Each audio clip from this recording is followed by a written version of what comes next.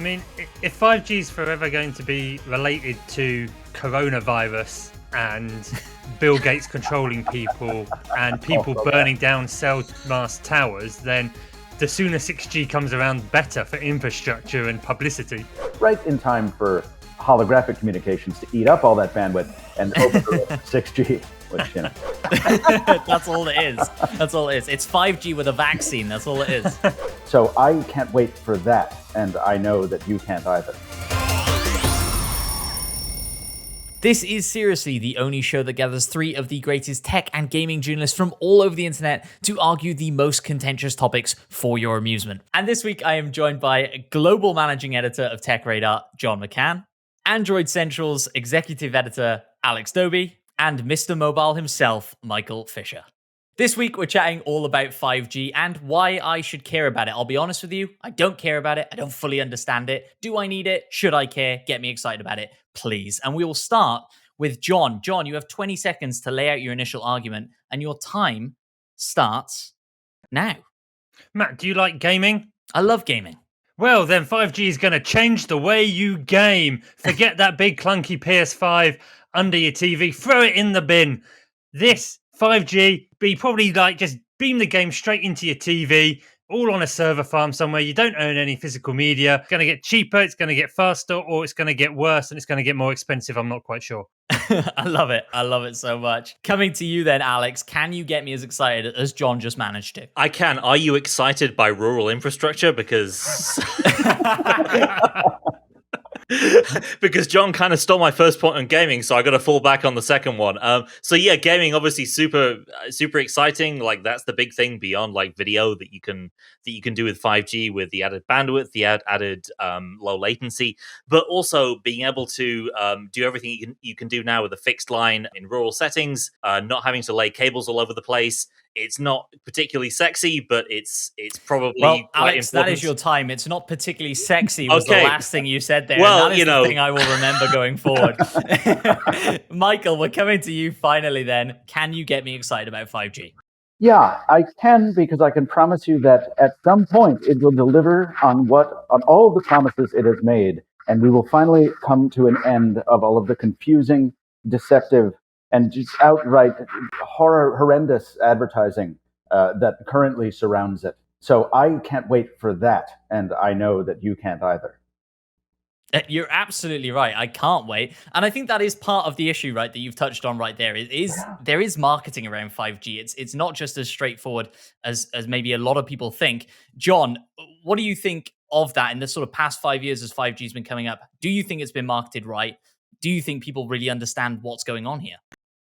I mean, I think most people just think 5G, the internet on my phone is a bit quicker. That'll be nice. But, you know, we're not waiting that long at the moment for stuff to download. So it's not going to change your life that much. And if you feel like 5G is not really changing my life at the moment, then you're absolutely right. The 5G is a long play, unlike when 4G came in, where it was a lot around mobile speeds predominantly, especially for the consumer. But 5G has much, much bigger implications.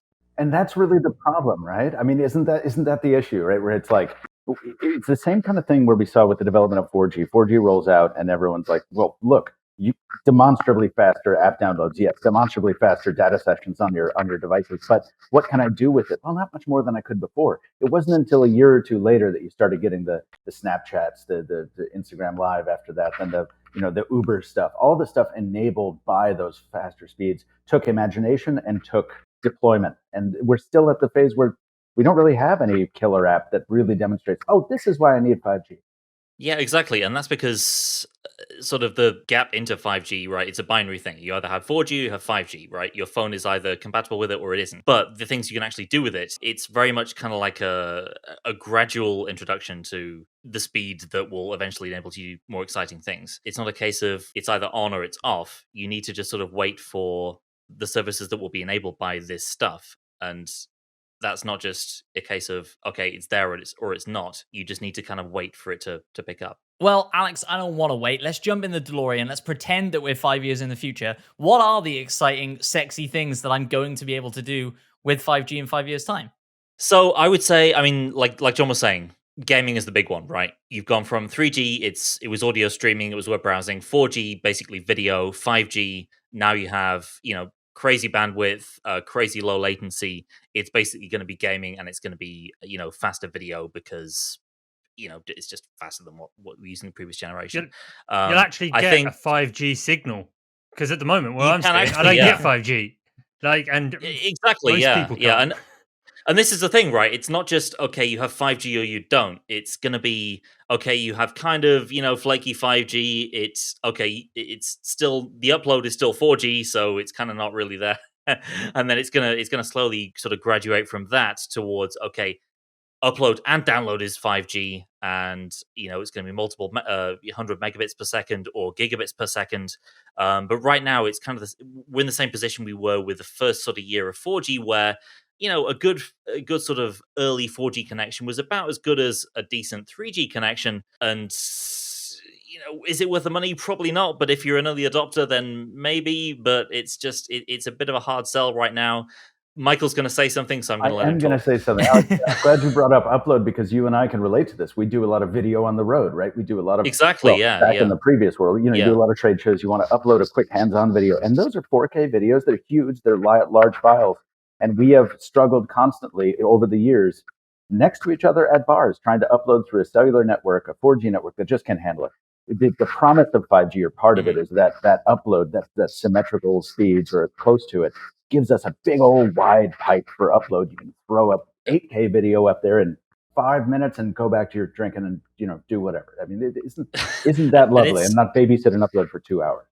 Yeah, and it's ironic because you'll sit there on a street corner on like a millimeter wave speed test in the US, and it'll be like 2 gigabits per second when you do the download test, and then you want to upload a video and it's like 20 megabits. It's just your regular 4G speeds. It's almost like they shouldn't have started marketing this stuff before it was built out. It's almost like early millimeter wave is just a bad idea in general, right? There is that. Yeah. And I've just realized the big upside of 5G. It's going to enable technology journalists to drink more, because they'll be waiting around less. So, I mean, that's the big takeaway from today. Sign me up. Hey, John, if you want to get me excited, that's how you do it right there. Let's do it. So you brought up a good point there, right? Of like, maybe it started getting marketed too early and the rollout's been too slow.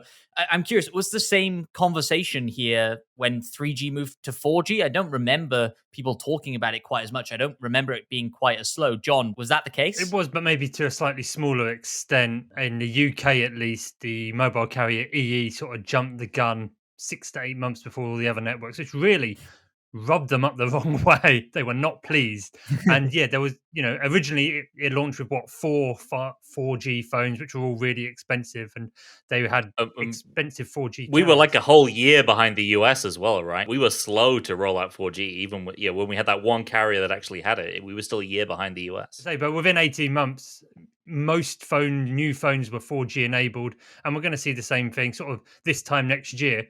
Most new phones through pretty much every price category will just be 5G as default. So we're getting there. It does take that sort of 18-month gestation period to really get rolling in terms of handsets.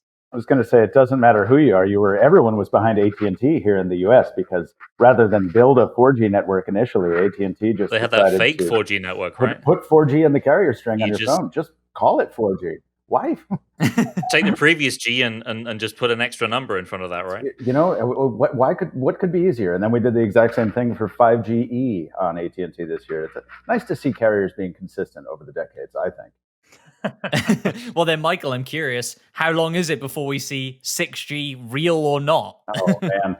I was thinking about this when you brought it up off mic, and I think 6G will probably come sooner rather than later, not because the sixth generation technology will be here sooner than it's ready, but because I really think there will need to be a big marketing kind of reboot, reconciliation phase, where it's like, because 5G is such a soup when you're trying to sell it to people right now. Sure. It's so complicated, it's so fragmented, and frankly, right now it's such a bad user experience that I think it's going to need a lot of remediation. I think that some marketing expert is already sitting out there going, I know we're going to get kicked for calling it 6G when it's not, but we have to call this something else because it's getting poisoned now. The term is getting... But it's literally only the four of us on this podcast that are going to care about that kind of thing, right? Well, I don't know, though.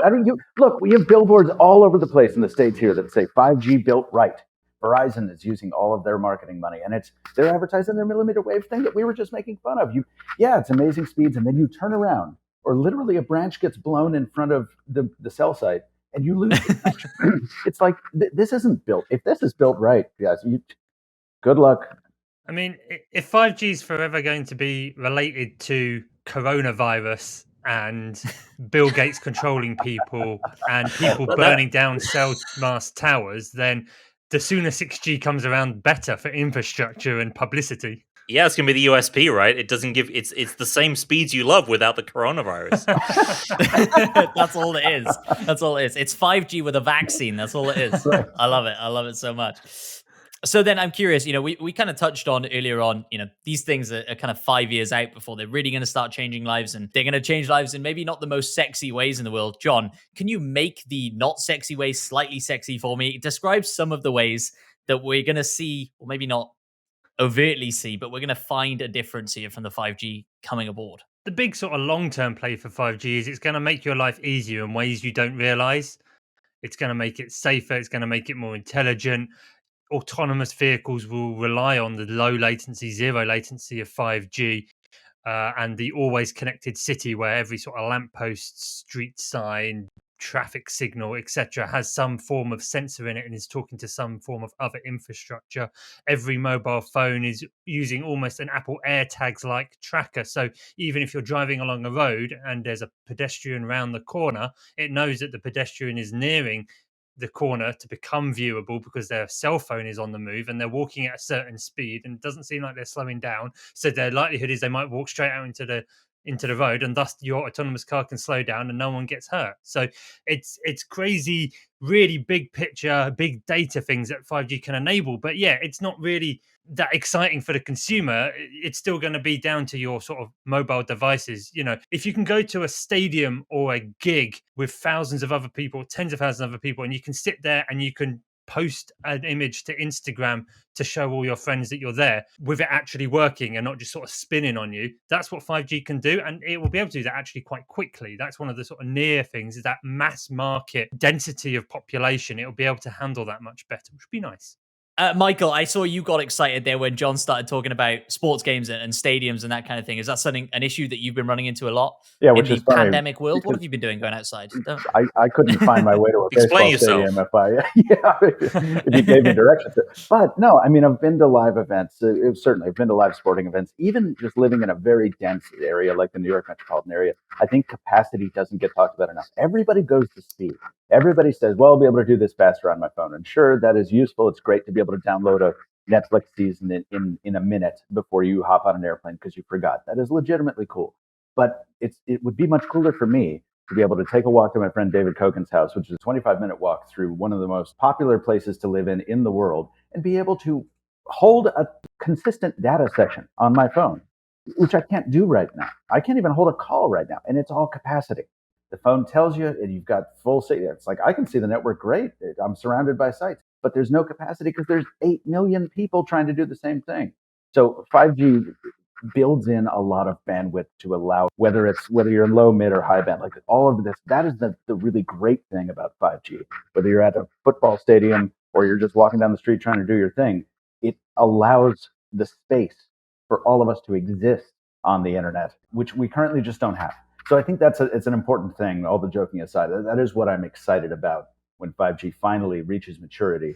It can start to solve some of those problems right in time for holographic communications to eat up all that bandwidth and open the 6G, which, Yeah, when we all start having FaceTime calls in 8K, I'm sure it'll get eaten up quick enough. Yeah. Alex, I want to come to you then very quickly. It's interesting about sort of the capacity getting easier. With more people moving to 5G, it's my understanding that 4G will also become better, right? As people are pinging 4G towers less. So is it worth getting that excited for 5G, or shall I let you lot adopt 5G? I'll stay on 4G, and because I'm the only one on 4G eventually, I'll have lightning fast speeds as well. Is that how it works? So, I mean, there are plenty of reasons to stay on 4G, right? If you're happy with the speeds you currently get, and if it's going to cost you more to get onto a 5G plan, especially right now when everyone's, at home more often than not, then yeah, absolutely stay on a 4G plan if you're happy with it. But the way sort of the transition from 4G to 5G works is a bit different to the way 3G to 4G works. Essentially, because when you have a 5G data connection, it still uses the 4G bandwidth. It kind of clumps all that bandwidth together, and you have, the 4G speed working together with the 5G that you have as well. So it's kind of like when you have a 5G icon on your phone, it's not just, it isn't just offloading all your data to 5G. You still have the 4G network that's doing some stuff in the background as well. So it isn't just the case that, okay, get more people onto 5G and 4G gets more reliable. It's more like, well, get people onto 5G and they have a better connection, and the 4G network is still kind of doing its thing. It's not necessarily good news for people who are stuck back on 4G, but that's a good thing for people who do upgrade to 5G coverage, because it means that if you're in an area that does have 4G and 5G, you get the best of both worlds. You have the 4G network that you already have, and you have the 5G network that is being built out. So you have the maximum possible amount of bandwidth from both of those two worlds. Well, then it sounds like maybe I do need to upgrade sooner rather than later. But John, I'm curious your thoughts on this then. A lot of the newer phones coming out now certainly do have 5G, right? But it is a bit of a premium. You are paying a little bit extra. The sort of very low end of the mobile market has yet to emerge in 5G space, right? So what are you keeping an eye on going forward? Who are you expecting to jump into that really low end 5G space? I mean, pretty much everyone bar Apple in the smartphone market, but I expect to see sort of the emerging Chinese brands make the first leaps. They're always very price competitive. So your likes of Xiaomi, Vivo, Oppo, OnePlus, those sort of brands which are really taking sort of the price war to the big established names. Although we've lost LG now, rest in peace. But Samsung, which always has a fleet of handsets across all price ranges, and Samsung's already rolling it down to its sort of mid to high tier A series, so we can continue to see that go. Google launched the Pixel 4a 5G, which is their sort of mid-ranger 5G, so we are getting there. So I expect within the next 12 months, really sort of by sort of April next year, when we get another slug of fresh new handsets across price ranges, we should have 5G handsets across pretty much all price ranges. Chip manufacturers have already sort of released more competitively priced 5G modems and SoCs to sit on more affordable handsets. So it's there. It's just a little bit of development time required. Exciting stuff indeed. Well, maybe this time next year we'll be having this exact same conversation around 6G then, it sounds like, and maybe we'll be vaccinated. We'll be having that conversation in the same room. How nice would that be? Thank you to my panelists for all joining me. I've been Matt Phillips, your host. Go follow everybody else on all their social, Twitter, all that stuff. I'll put it all above me some way like that. If you enjoyed this episode, you can find us on podcast services all over the place, as well as YouTube. So please do go find us, like, subscribe, do all those fun things. And we will see you on the next one. Bye-bye.